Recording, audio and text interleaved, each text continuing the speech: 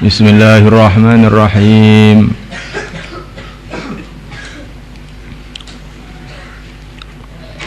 Walamma fasalatil 'airu qala abuhum inni la ajidu riha Yusuf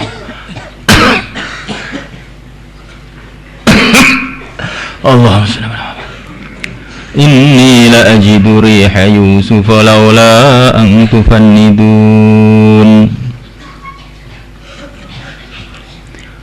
Walamma fasala, dan ketika telah berangkat al-airu, rombongan berunta dari Mesir, rombongan saudara-saudara Yusuf dari Mesir menuju ke negeri Nabi Yakub, Ardul Kan'an.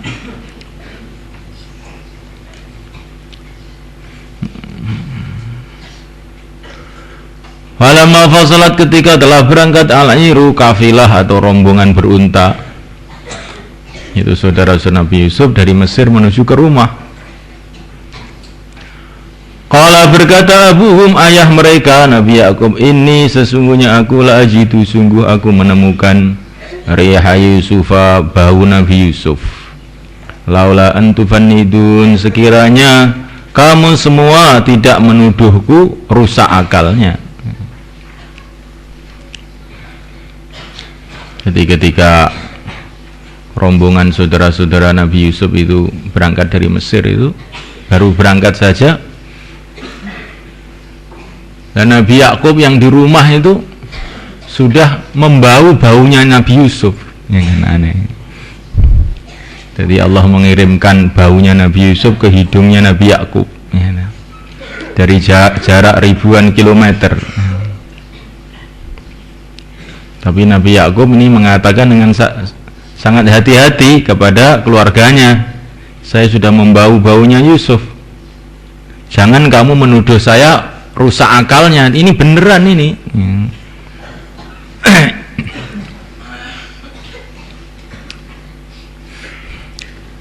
Ini pelajaran bagi kita sebenarnya.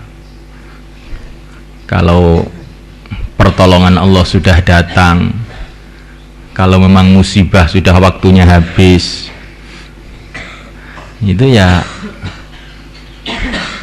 asbab-asbab kegembiraan itu bisa datang dari mana-mana.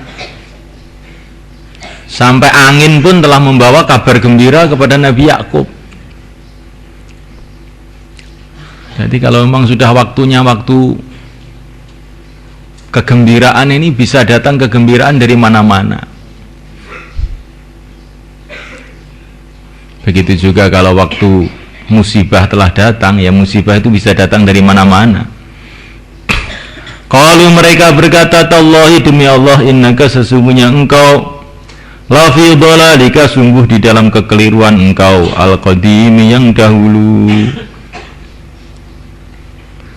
Demi Allah, kamu tuh masih pancet seperti dulu, ingat-ingat Yusuf, dok, sudah. Ini sudah 40 tahun kok masih bau-baunya Yusuf, ini bagaimana? Falamma anja'a, maka ketika telah datang al-basyiru, pembawa kabar gembira, maksudnya ya saudara-saudaranya Yusuf yang baru datang dari Mesir itu, alqahu, maka dia telah meletakkan bajunya Yusuf, ala wajhi, atas wajahnya Yakub, bukan wajahnya Yusuf. Ini terjemah yang ditulis ini banyak sekali kekeliruan ini. Ala wajhi, atas wajahnya Yakub, fartadda, maka dia kembali basiran, dalam keadaan bisa melihat. Maka saudara-saudaranya Yusuf begitu datang memberikan kabar gembira kepada Nabi Yakub dan langsung meletakkan bajunya Nabi Yusuf di wajahnya Nabi Yakub. Akhirnya matanya sehat kembali.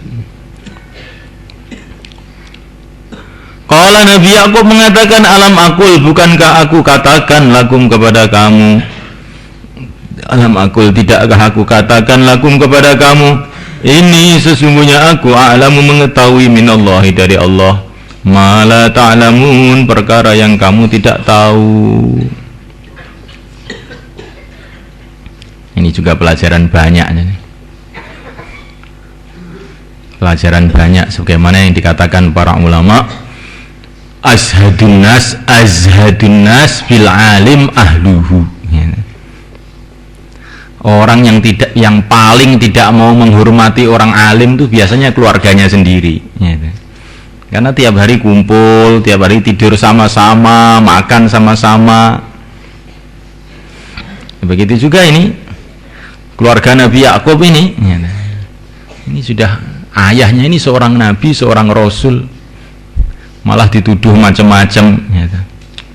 Kamu ini kok pancet aja seperti dulu.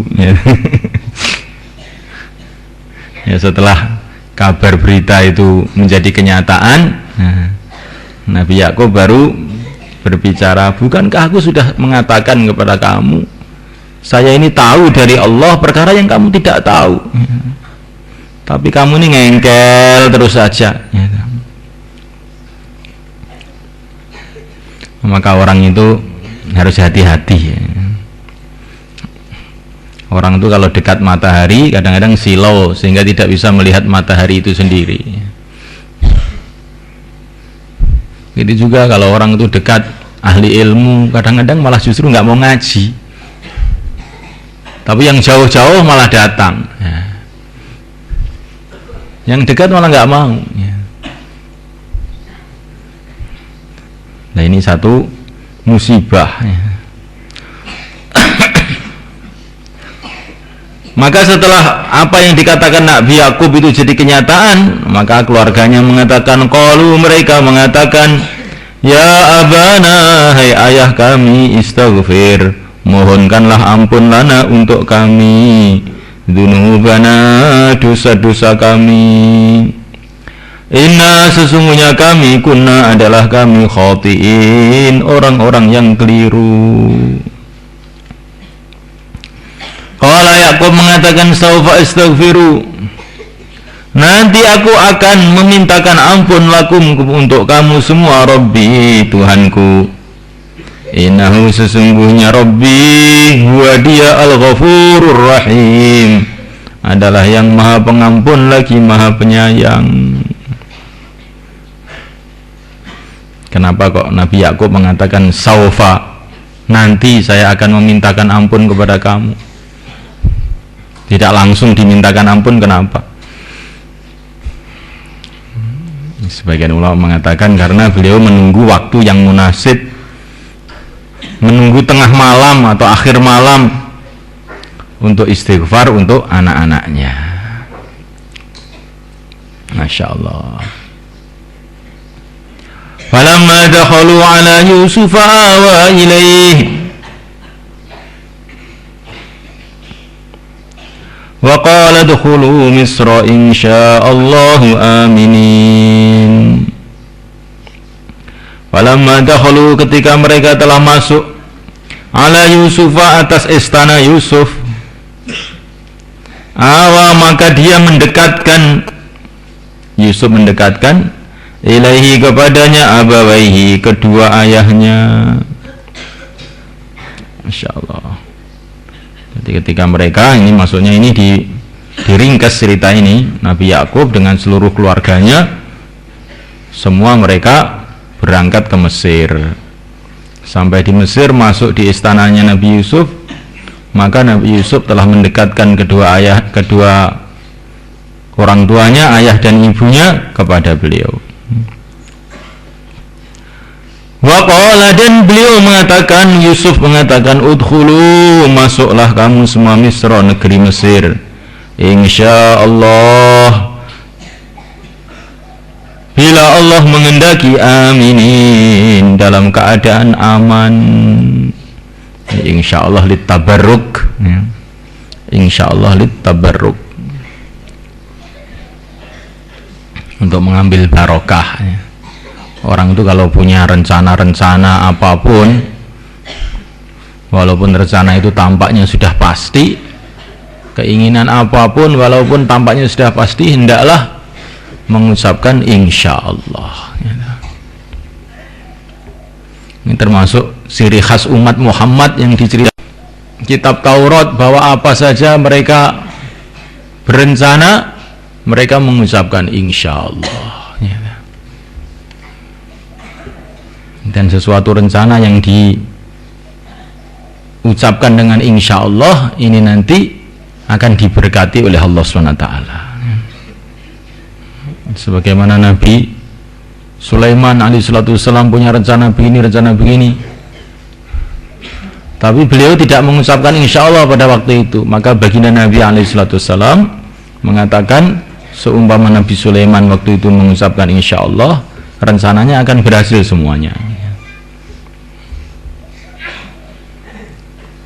Jadi kalau kita mengucapkan insyaallah, itu jangan ada niat untuk mundur, jangan begitu. Tapi maknanya insyaallah itu maksudnya supaya Allah SWT menolong kita dalam rencana kita itu. Keluar 4 bulan ya, insyaallah, maksudnya saya tidak akan keluar. Nah, ini keliru ini maksudnya ini. Ya. Kamu ngaji ya, insyaallah, maksudnya tidak mau ngaji. Nah, ini orang tidak paham maknanya insyaallah. Padahal maknanya insyaallah itu minta tolong kepada Allah supaya Allah SWT memudahkan kita dalam niat baik kita itu.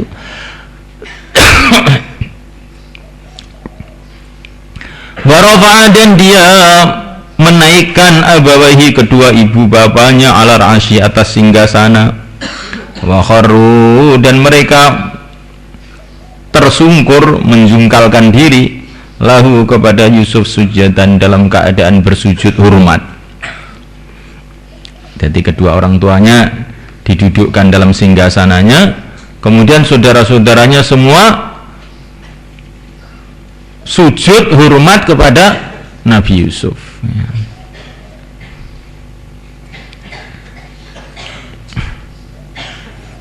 Nah, pada waktu zaman Nabi Yakub itu sujud kepada manusia itu boleh sebagai penghormatan, tapi untuk umat ini sujud itu dilarang kepada manusia. Tapi sujud di sini maksudnya bukan menyembah lah, tapi maksudnya hanyalah penghormatan. Ada sebagian ulama mengatakan maknanya sujada di sini ini adalah membungkukkan diri, inhina. Waqala, dan Yusuf berkata, ya abadihi, ayahku, hadza, ini ta'wilu ru'yaya, adalah takwilnya mimpiku, min qablu, sebelumnya 40 tahun yang lalu. Inni ra'aitu ahada asyara kawkaba wasyamsa wal qamara ra'aituhum li sajidin. Mimpiku yang dulu itu, hai ayahku, sekarang telah jadi kenyataan. Semua saudaranya hormat kepada Nabi Yusuf.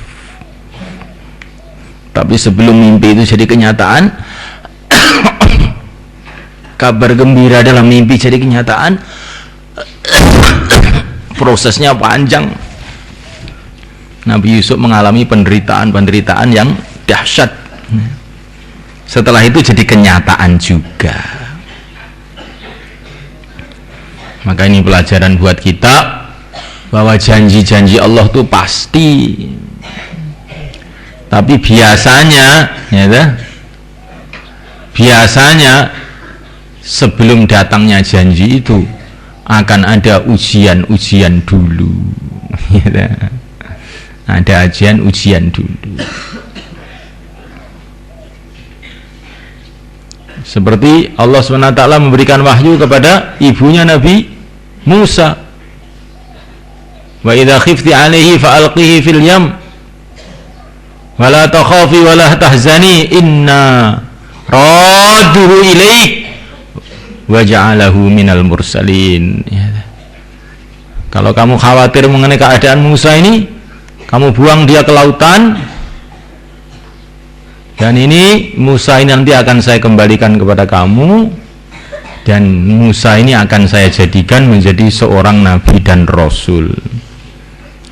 Ini wahyu Allah kepada ibunya Nabi Musa. Tapi kenyataannya bagaimana? Pertama kali itu macam janji itu macam nggak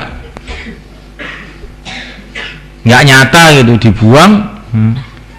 Nabi Musa dibuang, malah akhirnya diambil oleh Fir'aun. Wah, habislah gitu. Tapi ternyata oleh Fir'aun dikembalikan kepada ibunya. Setelah itu dipelihara oleh Fir'aun. Loh, bukan dipesantrenkan, malah dibawa oleh Fir'aun, dibawa ke istana Fir'aun. Tapi akhirnya janji Allah jadi kenyataan juga, diangkat menjadi seorang nabi dan rasul. Ceritanya panjang. Jadi orang itu harus siap-siap gitu loh. Tapi sebelumnya biasanya ada ujian-ujiannya. Maka kalau kita ini menghadapi ujian-ujian dalam perjalanan mengamalkan agama, jangan kira ragu, jangan kita goncang, terus istiqomah. Nanti lama-lama akan jadi kenyataan. Maka Hubayb bin Al-Arad radhiyallahu ta'ala anhu ketika sudah disiksa sama orang-orang Mekah, datang kepada Nabi, ala tad'u lana, ala tastansiru lana. Kenapa Tuhan tidak berdoa untuk kita, mohon pertolongan Allah untuk kita? Maka baginda Nabi mengatakan, agama ini akan tersebar ke seluruh alam, Hubayb. Habab, agama ini tersebar seluruh alam. Walakinnakum tasta'jilun, tetapi kamu ini tergesa-gesa, kata Nabi. Padahal ini sudah disiksa habis-habisan, mengeluh sedikit saja Nabi mengatakan walakinnakum tasta'jilun, kamu ini tergesa-gesa.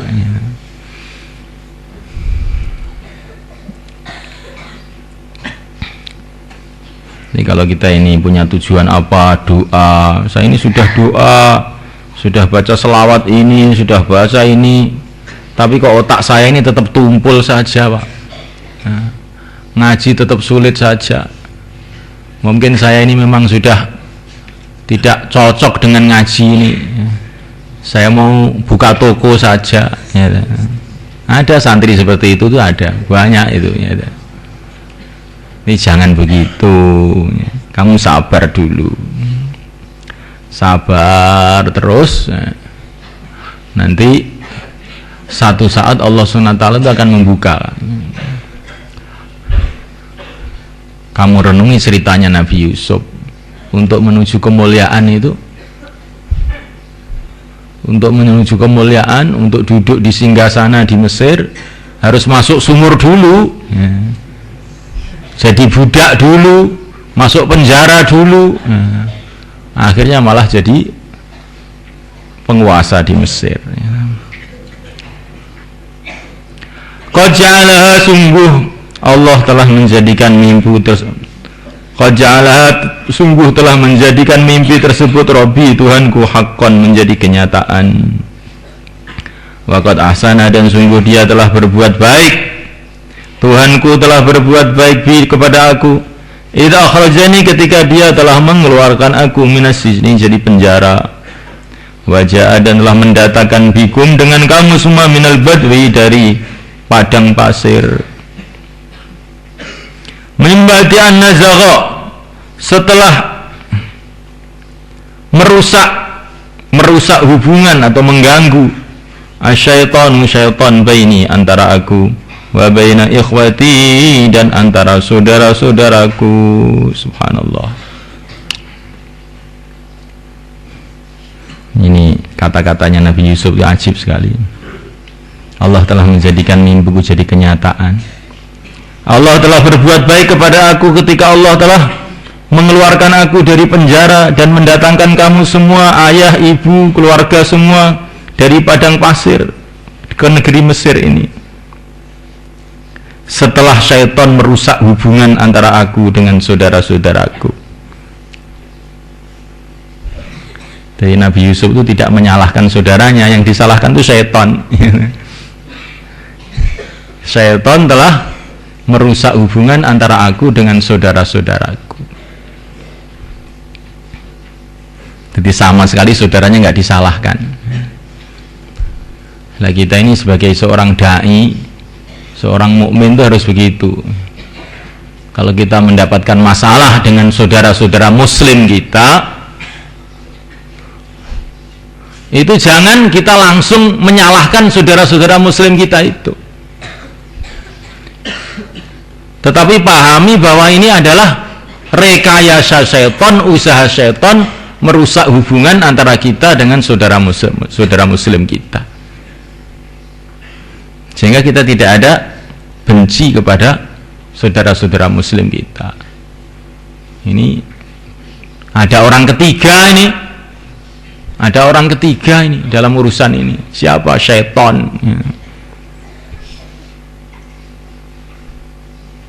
Ya, cara berpikir ini penting. Kalau kita tidak punya cara berpikir seperti ini, kita tidak pernah akan punya hati bersih dengan saudara-saudara muslim, sehingga akhirnya kita ini tidak bisa dakwah. Akhirnya kita ini, wah itu pernah membenci saya, dia pernah berbuat begini pada saya, dia pernah menjegal saya, dia pernah begini kepada saya, maka sekali-kali saya tidak akan bisa kerjasama dengan dia, ya. Tetapi tirulah Nabi Yusuf alaihissalam ini. Inna Rabbi, sesungguhnya Tuhanku latifun, maha lembut. Maha lembut itu maksudnya bagaimana? Jadi pengaturan-pengaturan Allah SWT ini betul-betul tidak terduga gitu. Bukan lemah lembut, maha lembut. Lima, kepada perkara yasha'u yang dia menghendaki. Jadi Allah menghendaki kemuliaan Nabi Yusuf di depan saudara-saudaranya, tapi dimulai justru dari cara yang ajib. Justru Nabi Yusuf dibenci pertamanya oleh saudara-saudaranya. Maka ini latifun lima yasha. Allah itu punya sifat latif. Itu apa? Itu tidur mulai itu. Dia angkat kepalanya itu. Ngadap ke sini, jangan ditaruh di bawah kepalanya.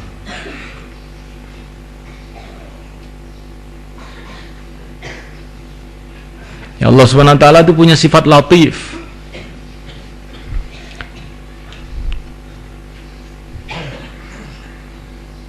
Perkara-perkara yang menyedihkan dijadikan sebagai asbab datangnya kegembiraan. Sesuatu perkara yang zahirnya mendatangkan kehinaan dijadikan asbab untuk datangnya kemuliaan. Ininya latif. Begitu juga sebaliknya, kalau Allah sudah benci kepada seorang makhluknya, maka perkara-perkara yang jadi asbab kemuliaan tiba-tiba berubah jadi asbab kehinaan.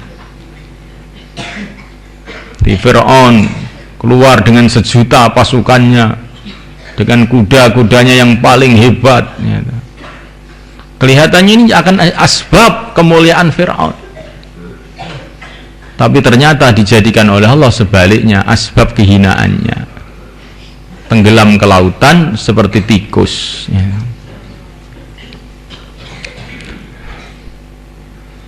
Nah, kata-kata latifun lima yasha ini untuk jadi pelajaran buat kita. Jangan kita ini cepat-cepat suudzon, berburuk sangka kalau menghadapi masalah-masalah yang tidak sesuai dengan pikiran kita.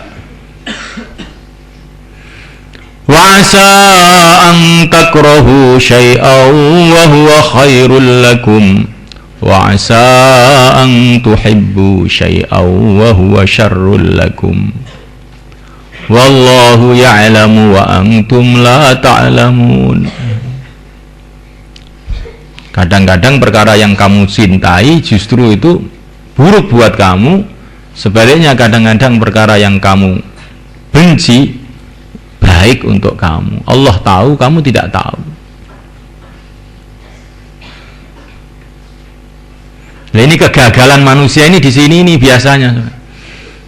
Dia punya faham apa yang dia suka itu mesti baik, apa yang dia tidak suka mesti buruk. Akhirnya dia berjalan menurut hawa nafsunya. Apa sih disenengi gue, sih dilakoni. Akhirnya dia celaka. Tapi kalau orang punya pandangan bahasa antakrahu syai'a wa huwa khairul lakum, pahit, getir, seneng, tidak seneng, pokoknya taat pada perintah Allah, dia terus jalan. Akhirnya ya seperti Nabi Yusuf tadi. Innahu sesungguhnya Allah wa dia al-alim yang maha tahu, al-hakimu yang maha bijaksana.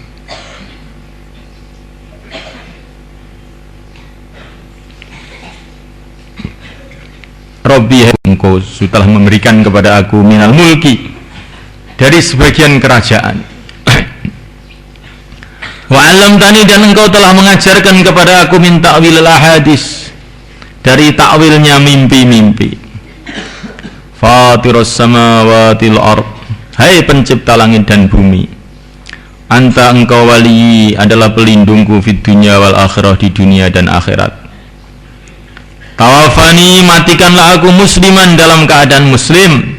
Wa alhiqni, dan susulkanlah aku bis sholihin, dengan orang-orang yang soleh. Masya Allah, ini pelajaran yang luar biasa lagi.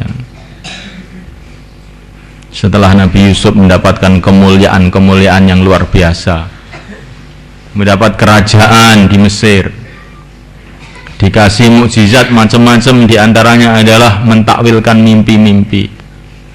Keluarganya semua sudah kumpul di Mesir, hormat semua, mencintai beliau semua. Apa yang beliau buat? Beliau justru malah rindu kepada akhirat. Beliau minta dimatikan dalam keadaan Islam, dan minta disusulkan dengan orang-orang soleh di surga, maksudnya ya. Ini orang itu, kalau orang baik itu seperti itu. Jadi apa saja kenikmatan dunia ini tidak dia menjadikan dia lupa kepada akhirat. Justru kenikmatan dunia ini menjadikan dia tambah rindu kepada akhirat. Ini kalau orang hatinya dapat hidayah.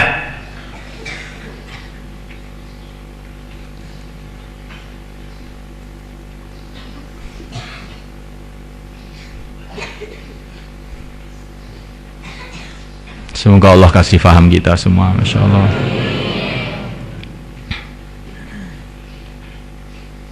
Kita ini di dunia nggak punya apa-apa aja, betah di dunia. Di dunia nggak punya apa-apa, ini aja betah di dunia.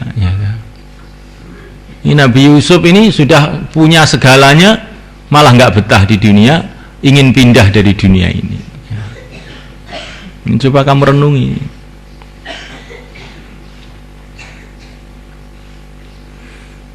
Takrar.